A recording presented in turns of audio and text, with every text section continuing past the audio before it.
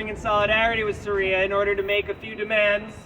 First of which is that the landlord and management company provides Saria a lease to the home that she's lived in for over 50 years.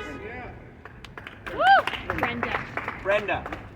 And make the repairs and give us an opportunity to stay in this apartment since my mom, I think he was grandfathered.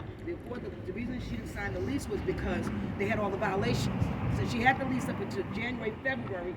But when they didn't file, they was, of course we didn't know she was gonna pass away, that she was gonna die, but as she was going into her rooms when she slipped and fell. And I feel that because of the floorboards and things of negligence, it contributed to that. And it made things she was very depressed and, made things very bad for her, to be comfortable in her own home at that age. And I don't think that's Absolutely. And I don't think that's good. So I'm protesting today for that right, because I think it's the right thing to do. Absolutely. Damned if I don't, and damned if I do. And I ain't scared. So let's do this. Hell yeah. You don't have to be scared. No, I'm just saying, I'm not, I guess it's a figure of speech. Like, I'm not scared, right? Like that. Like, I'm fighting for my rights. So all they can do is, first of all, they do have to, the inspector says, it came out last Saturday, they have to fix everything. So everything I'm talking about is definitely documented with 311 and all the economic development, housing development, all that. But they have to make these repairs. So they wasn't intention was never to make those repairs, even when she was alive.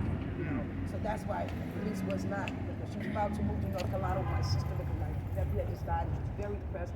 So she was moving to North Carolina, giving me her place, and she was just gonna give up, being here, she was tired, and she was depressed, and they wasn't really trying to do anything.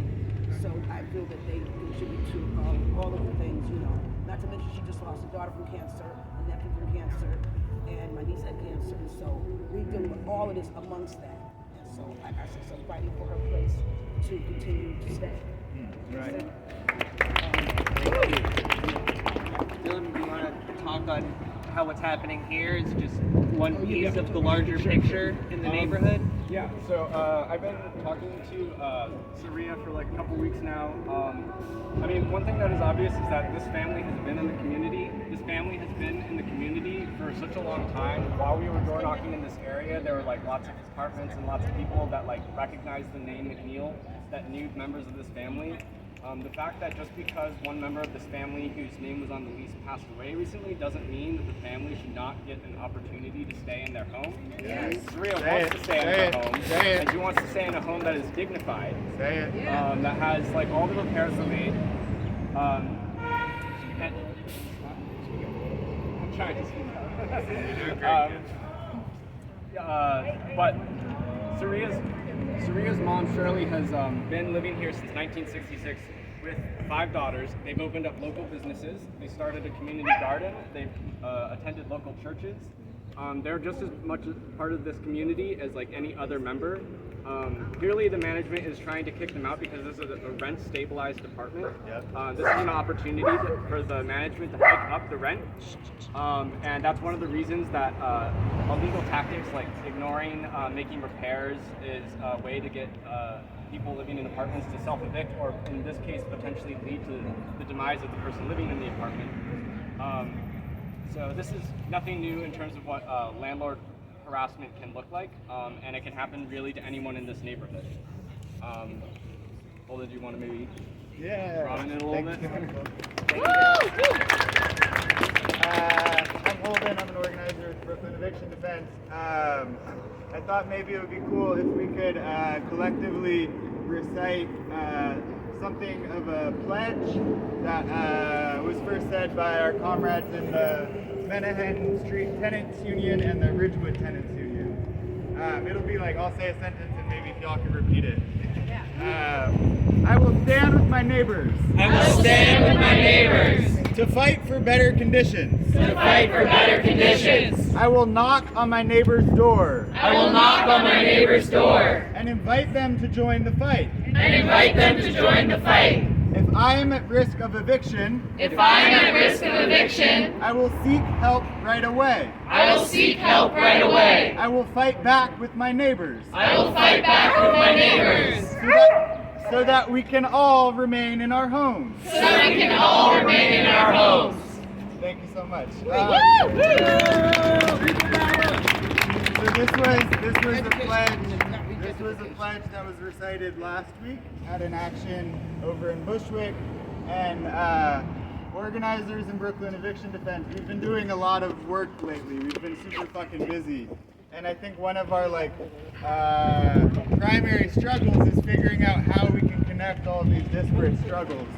And so I think even just in reciting this pledge that's being said by our comrades a few miles away in Bushwick is like a gesture towards how we are, how it's our responsibility to connect all of these struggles. And then on top of that, another struggle that our organization has been figuring out is like, how do we politicize our work at every moment? And I think this pledge does it really well, because the sentiment of, if I'm at risk of eviction, I will seek help, to pledge to that is a political decision. That is like leaning into solidarity from the get-go. And I think in our work interacting with so many tenants, it's important to emphasize that when one tenant fights for their home, when one tenant is fighting against eviction, that's not like an atomized, disparate event, right? That's connected to all these other struggles. Absolutely. And by pledging to fight for your own home, by means of collective power, by means of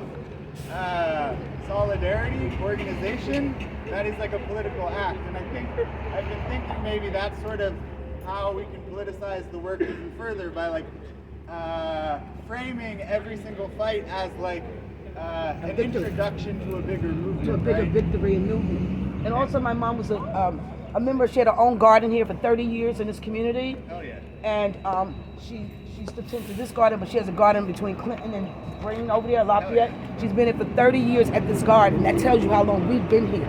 Like I said, I went to PS 11 elementary school. I went to Rothschild. I went to Brooklyn College. I met Shirley Chisholm. I am an activist. I was with the Million Women March. Like, this is what I do. I fight for rights. I am a political science major, and I am also a politician. Undercover, you know what I'm saying? I'm just saying, I just want to throw that out there. So I'm not scared, okay?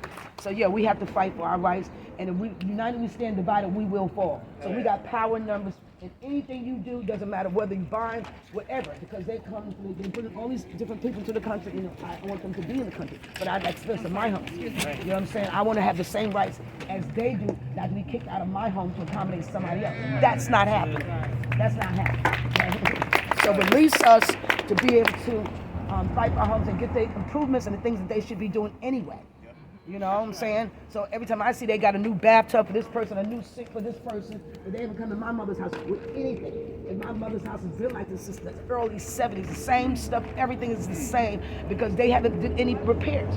But the most important part is that I'm about to get them from wrongful death because of the fact that I feel that these major things, by her being attacked by a dog in that hallway, which changed her whole life.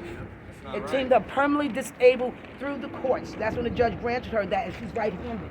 So the hand that she works with as a professional maid, she's taking care of the people in that lady house over there, that big house next to that building. She's worked for them, and their house is domestic cleaning. So she worked for many Jews, the Shackmans, and she's raised grandkids of these clients that she worked for. She raised, like, the grandmother was the friend, and she raised the daughter and the kids. And that's been over like 20, 30 years. So she's has a great following in terms of people that actually her constituents. And so I say she has her own business. I don't call her a maid. I call her, she has a domestic business or janitorial services, which she provided. And she has a green thumb, but she also was a mother to a lot of people in the community. And several movies was made here. Superfly was made. They had all this. So that building across the street, their co-op. So they were smart in getting under their own co-op years ago. And then when this building kept changing hands, regentrifying and changing hands, Pratt was supposed to be helping us to establish that, but that never went about. So in this community, the building across the street is the only building in their co-op where they have to, they run their own show. That's put it that way. And so that's what we have to fight for. Right. Like I told them, I'm not going nowhere. We've been here since 1966. Why can't I say? I said, this is my legacy. I said, this is my story. This is my domain.